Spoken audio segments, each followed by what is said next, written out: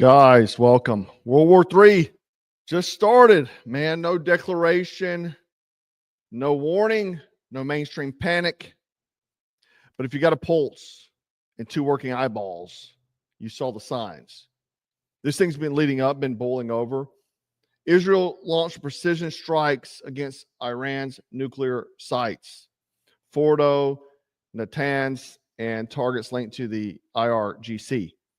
Iran immediately fired back with over 150 ballistic missiles and more than 100 drones in a massive retaliatory barrage, targeting cities like Tel Aviv, Haifa, and Dimona. This is no longer posturing, man. This is war right now. I'm going to show you a clip real quick. Check it out. And I can see interceptors coming off from all directions. We don't know exactly how many missiles have been fired by the Iranians, but this is Israel's second largest city, a population of 300,000 people. And right now they are headed, and you're seeing an interception right there, up to the sky, Yaniv. You just stay with us. We just need to be calculated here. We're good here, and we are going to, okay, so this untouchable Iron Dome, it let missiles through. Israel's airfields were hit. 22 civilians were injured so far, maybe more as news comes out. Footage is coming out that missiles impact sites that should have been intercepted. Now, here's the question. No one's asking. Was that a failure or was it a signal? Because a compromised Iron Dome means Israel suddenly has global justification to escalate, to upgrade, to retaliate with full force, to call in allies. And that leads us to what's really unfolding here.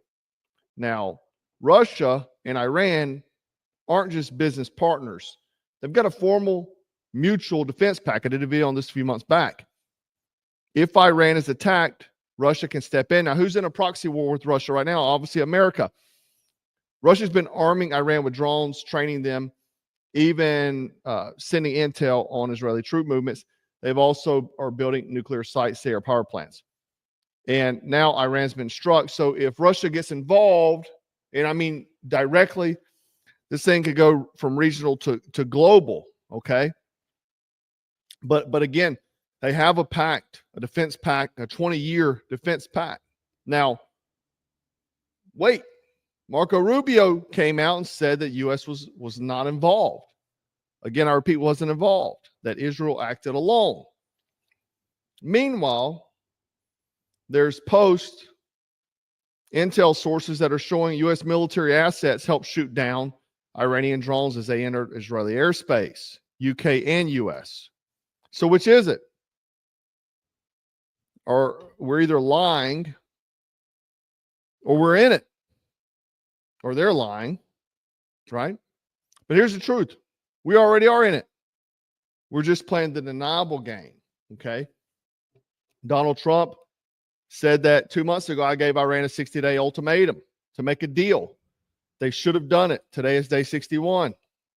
I told them what to do, but they just couldn't get there. Now they have perhaps a second chance. So the other thing is, though, is that the Iranians' nuclear, right? This has been talked about forever. For the past 25 years, they've been weeks away from acquiring a nuclear weapon. Either they have it or they don't have it. I know a guy was on Tucker Carlson the other day. I can't remember the guy's name, but he was saying that Iran doesn't have a nuclear weapon, doesn't want a nuclear weapon, right? Or if they wanted one, they'd already have one. Back in this article here, 2015 published, but Netanyahu in 1993, Iran will have a bomb by 1999. The prime minister has been warning for over 20 years that Tehran is close to achieving the pursuit of nuclear weapons. Do you think it would take him this long to get a nuclear weapon? If you look at this timeline here, Iran in 3 to 5 years, this is 1992. They were saying predicted time to have a nuclear weapon. And so on, 93 to 2025, days to weeks away from having a nuclear weapon. So either 2025, You don't have a nuclear weapon yet, and you've been weeks away since 1992. Come on. I don't know. But the bigger thing here is that the wildest part of this puzzle right now is China made a deal with Trump. Let me see if I can find it. No. China firms trade deal with Trump. We're not talking about Anthony Blinken. We're not talking about Biden. We're talking Trump. That means Xi Jinping already knows what time it is, right? And at the same time, Russia is calling China the enemy. China is the enemy. Leaked Russian intelligence reveals Kremlin's actual view of Beijing, accuses of espionage. Let that sink in. This means BRICS is fracturing, okay? Russia has accused China of stealing military technology, recruiting Russian officials, and showing interest in Russia's Far East.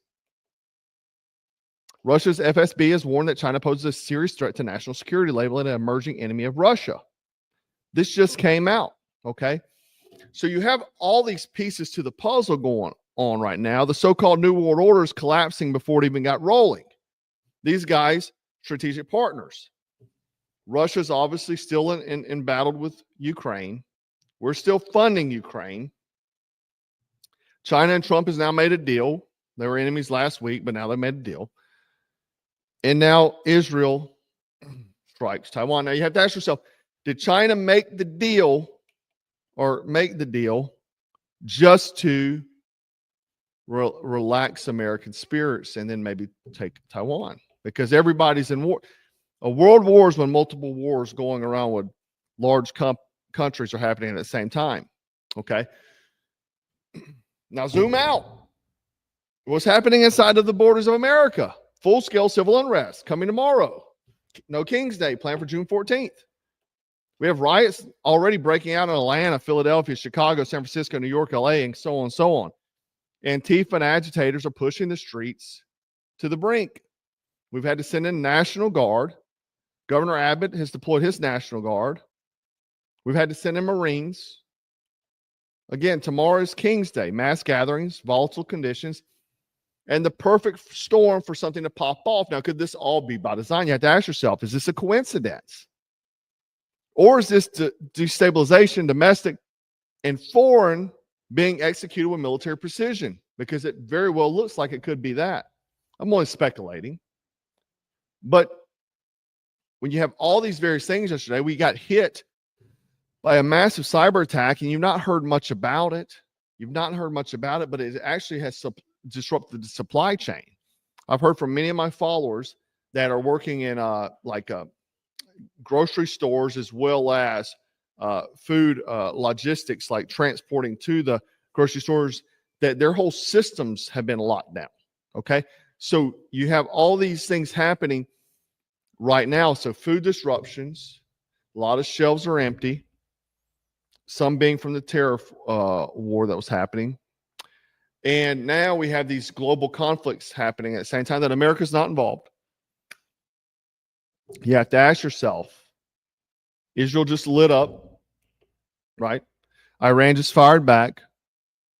Russia's pact means this could escalate with Russia being involved.